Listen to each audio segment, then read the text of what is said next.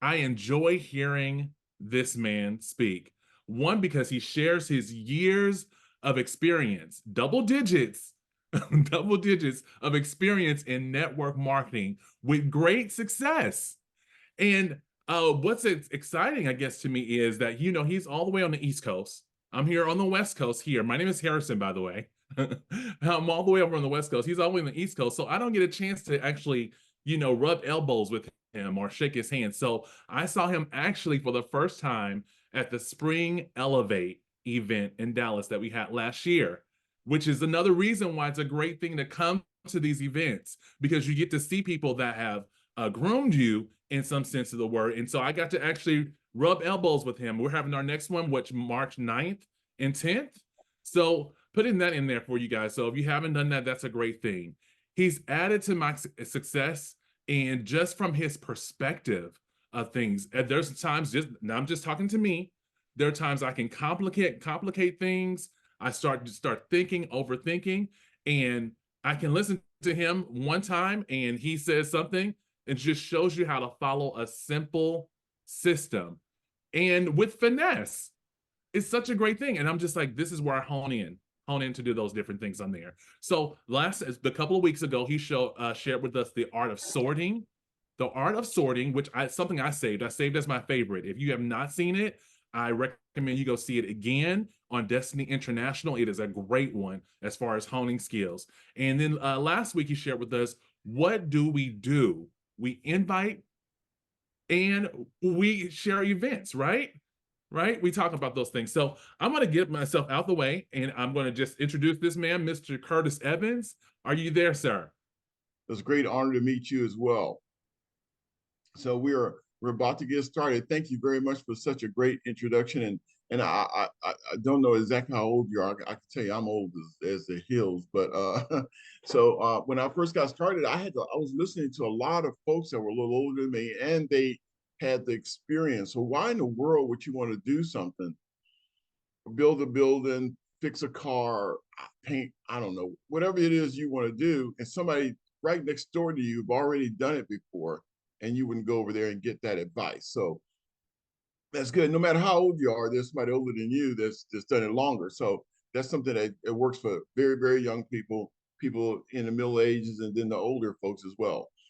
It's this old saying that the older you get, the smarter your dad gets. You know, the older you get, the smarter your dad gets. You know, we say, "Oh my goodness," when we were girls, I say that girls and guys, we're 15, 16, we keep thinking, "What does that old man know? What does that old man know? What was that old? What does she know?" And I used to say that under my breath. Now you couldn't say that out loud back in my time when you'd be getting up, but you have to say it under your breath because and then later on, as I got older, I started looking at some of the pictures. And I was looking at my mom, my brother, and I was 16, 15, 16, 17. And my mom was like 35 or 32 or something like that. And I said, I thought mama was old, you know? And my mother then I was like 50 something years old then when I saw the pictures. And my mom, I thought mom was old because, mom was old, you know. And she was 32, 35 or something like that. And, it's kind of crazy that, just what all young kids think about. So if you're 30 or 35 years old, trust me, your kids think you're old, okay? Just trust me, they think you don't know nothing and that's that. And then my grandmother and all, they gave us so much information. So what we're going to do is talk about something that's going to be really short and sweet today, and hopefully to the point. And what I want to do is go back on the core things that we do. And, one of the core things that we do so well, the people that make a lot of money have gotten good at a few things. Al and I talked about this at our last convention, Al Randolph, and I walked across the street and I got a chance to meet him. But the things that we do are so simple that sometimes, we'll get ourselves twisted up in our underwear and we just can't figure out what to do next. And all we do is invite. I mean, that's all we do. We invite and we train. We invite and we train. We invite and we train. And most of the time on the training side, the company's going to take care of that. The company got events, as mentioned. We got an event coming up on January 13th. We got one coming up on in March 9th in Texas. So there's always events going on. So we invite people to events, and then generally there'll be somebody else to train them. Generally, in most cases, somebody. So you got to ask yourself, why don't more people make more money with multi-level marketing? And why are some people so rich? Because generally it takes a few years for us to figure out how simple it is. I mean, it takes a while for us to just figure out how simple it is. And when we're talking about sorting, the reason people tell us no, the reason people tell us no is because they don't know. K-N-O-W. They just don't know, or they didn't understand, or they think whatever they're thinking, they don't know. Our industry, the industry that we're in, has made more millionaires than NFL, NBA, all those teams together. We've made a lot of multimillionaires, and I'm really proud of the industry. And let me give you an example. If you were looking for a car and I don't know what kind of car you're looking for. Let's say you're looking for a Buick, and you know somebody with a Buick, and you ask them about it, and they told you about it. They went down to the Buick dealer and bought a Buick from a guy you told them to go see, and Buick never, they bought a 50, 40, 30, 40, $50,000 car, and Buick never sent you a penny. Okay. You like a pair of tennis shoes, and somebody said, "Where'd you get those shoes?" I got those tennis shoes from Walmart. I got those tennis shoes from somewhere. The store never sent you anything. We're constantly doing this. We do this every day. We do it every day. And other people do it every day. Most people do it every day. In fact, the best way to get something across to someone else is word of mouth. It's the most inexpensive. And I say this before, for Jesus was on earth, and he wanted Christianity to go throughout the earth. He paired them up in pairs of two, and Christianity spread out throughout the whole world with no newspaper, no books. I mean, only the wealthy could have a book. There was no internet. There was no Facebook. And Christianity spread throughout the whole world simply through word of mouth. Somebody told somebody told someone else. And that's just how it works. So the process, we're familiar with the process and we know it works. So now the trick of this is to get it to work for us. That's the trick. Okay, we know that the process works. We know it's good, and we know it works. We refer doctors, we refer surgeons, we refer everybody to other people, so we know it works. So let's talk about what we do. We simply invite. And what you need to do is get really, really good at inviting. Study inviting, and then get in front of a mirror, like Larry Rasmussen said. Get in front of a mirror and practice your invite. Jackie Black's invite is going to be completely different than Rick Kubik's invite. So you want to get good at inviting, and it needs to roll off your tongue. Practice it. Practice it. When I got older, I looked in the mirror because I was really old, and I said, when somebody said, "How old are you?" I said, "Last year when I turned 30." I tell people that all the time. Last year when I turned 30. Last year when I turned 30. Now I'm 70 now. Okay, and to this day, when we're talking age, I tell them, I say, "Yeah, I know what you're talking about, because last year when I turned 30." It rolls off my tongue because I practice it so much.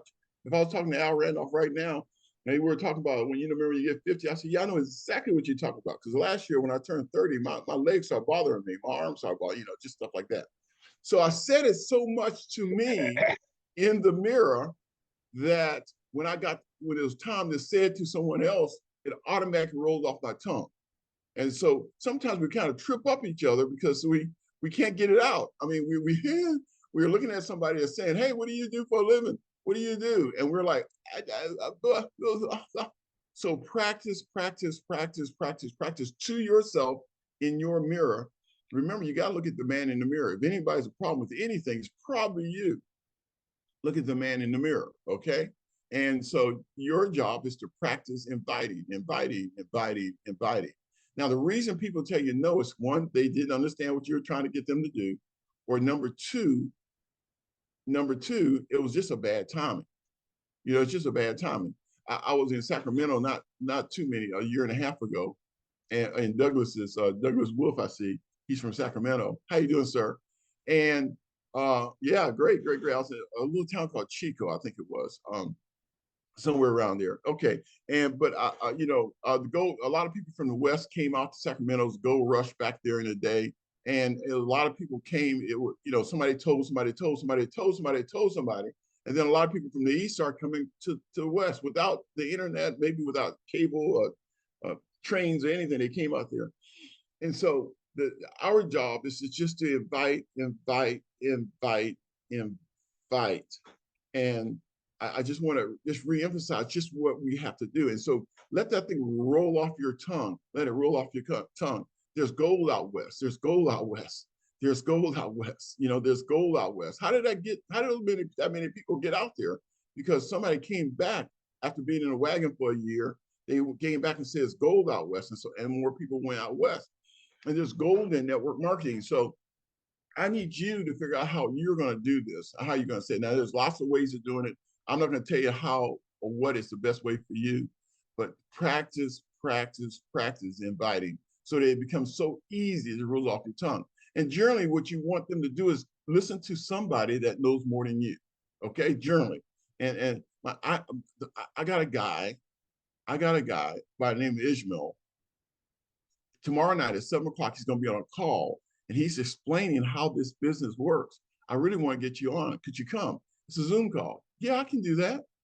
Yeah, I can do that. However, whatever you have to say, you know, it's 2 or 3 meetings a week on Zoom, 5 meetings a week on Zoom.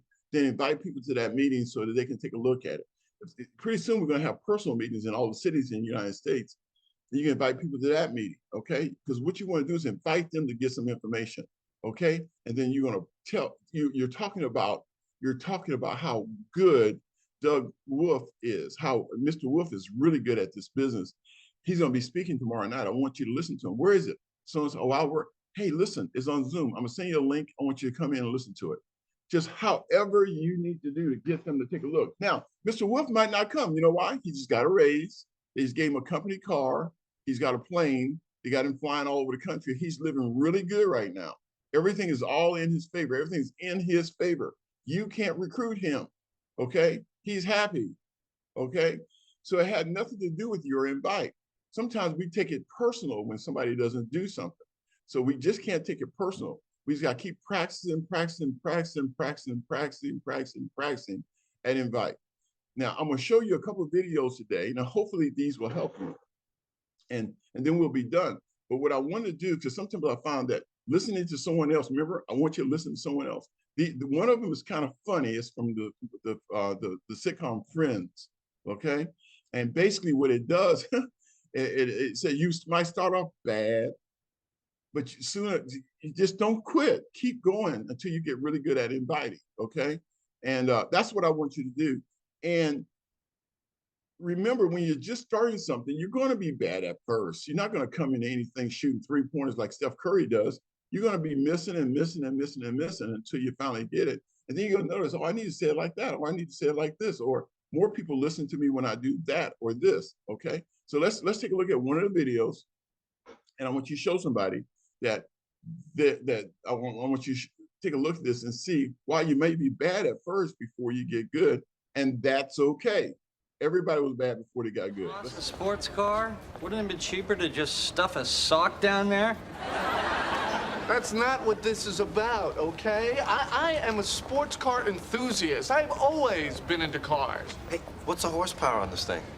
I don't know, but look how shiny. I can't believe you bought this. So can I have a ride, Stud? Hop in. Get ready for the smoothest ride of your life.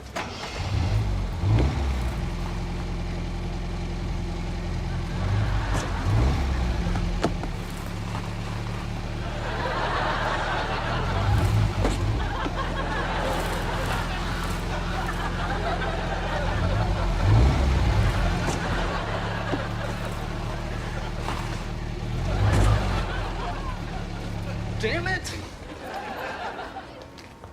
Okay, who's next? Okay, so the lesson here's the lesson. You're going to be bad at first, okay? You're going to be bad at first. And then one day you're better. So he asked her to get in for the smoothest ride of her life. He was back and forth, parallel park. Somebody got too close to him. But did it mean the car wasn't any good? Did that mean the car wasn't any good? Did that mean that the engine wasn't working, the transmission wasn't working? Or was it you? Okay, so it could have been you. And when I say you, I want you to just practice inviting. Don't be too concerned about messing up and looking bad. That'll get better and better and better and better and better and better as time goes on. Okay. Now, once you get started in a business, you want to know why so many people quit so many things. I'm going to give you an example. People join the library and they quit, right? They got a library card, never go. They join a gym, they don't go. They don't go. The gym depends on it. You can go by your average church on Wednesday night or Sunday morning or something, and they might have 2,000 people that join the church, and they may have 100 people at the church. It's just what people do. Okay. So don't get upset if you got 10 IBOs or 30 IBOs or 100 IBOs and everybody's not kicking. It's just what people do. They sign up for stuff and then they quit stuff. Some people I wish would write a letter and say, hey, Mr. Curtis, listen here. I'm quitting ACN and for whatever reason, and I'm going now to look for something else to join. I want to join. I'm going to find something else to join so I can quit that too. Okay, so it's just what people do, and your job is to look for leaders. Okay, your job is to look for leaders, bring them in, and you don't know who they know. You don't know who I know. You sign me up, you don't know 10, 20, 30 leaders that I know. You don't know them, and that's what I bring to the party. Okay, so that's something you need to keep in mind. But I will tell you that running a business, this particular business is about the easiest we can run. The hardest business, most businesses are very, very, very, very, very difficult to run. That's why so few people run businesses. Most people want a job. They do not want to take any responsibility. They just want their check on Friday. If they did a lot of work, they want their check. If they did nothing, they want their check. It's just what people do, okay? So most people are looking for a job. When you show them a business, they'll look at you and say, already, they won't say this, but they're thinking, I already have a job. Even though you show them a business, they will think to themselves, I already have a job. And they'll get up and walk out. Again, it's just timing. It's timing. The timing's not right. Remember I told you, Mr. Wolf got this raise. He got this increase. He got a big credit card. He got a company plane. He got a company car. He got a secretary. He got everything. And if you went and showed him the business that day, he'll tell you, I'm not interested. Yeah, because he's doing so good. All right, so that's something we need to just keep in mind, okay? So now, one of the wealthiest guys that ever walked the planet, I'm not, in some areas I'm a fan of his, in other areas I'm not, but that's not the point. One of the wealthiest guys that ever walked the planet is a guy by the name of Elon Musk, okay? Now, they say he's the richest man that ever lived, not the richest man today, the richest guy that ever lived. And he will tell you how hard it is to run a business. So my second video is him talking. I want you to listen real carefully about how hard it is to run a business. And then you'll thank the 4 co-founders, and then you'll see how tough you have to be to get a business up and off the ground. Okay? I want you to listen to them really, really carefully. Okay? All the engineering schools, the top engineering schools, the top choice of where everybody wants to work is Tesla or SpaceX. Those 2 places.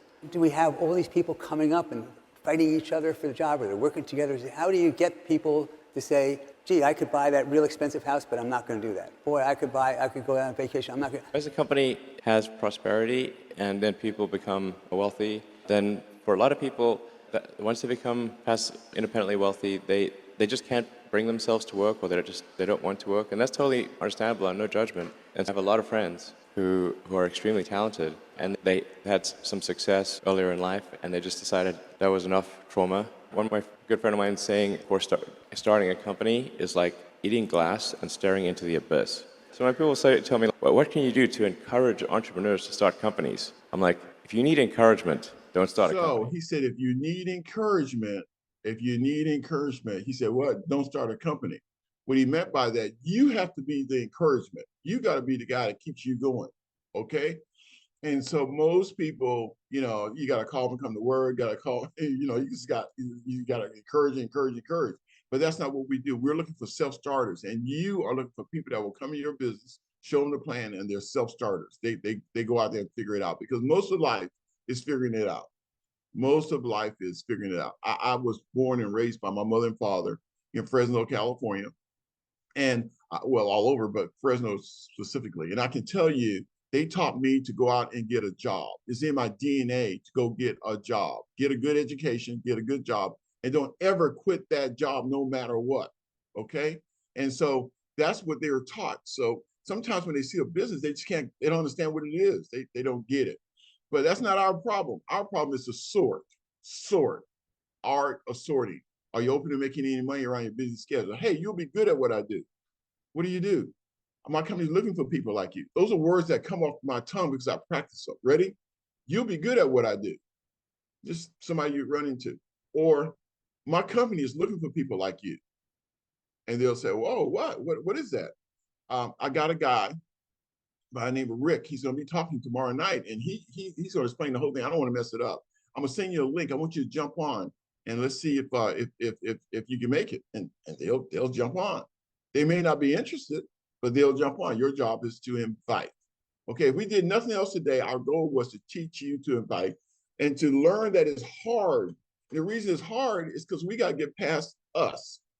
We got to get past us. You know, most of the times it's us. This is a, I guess, self-motivating thing. The best way I can put it is this is an inside job. This is an inside job. This is you working on you, getting you better. And once you start getting better, this thing's going to be so easy, it's scary. It's going to be easy because this stuff rolls off your tongue instead of you trying to figure out what to do next. Okay. All you want them to do is take a look at a link. All you want to do is get them to come to a meeting, take a look. And if the timing is right, when Rick loses a debit card, when he loses the company car, they take the airplane back from him and he don't have the secretary no more. One day you'll run into him and he'll say, hey, what's that thing you're doing again? What's that thing you're telling me about? And it's his time. And then, so that's how it works, okay? So thank you very much.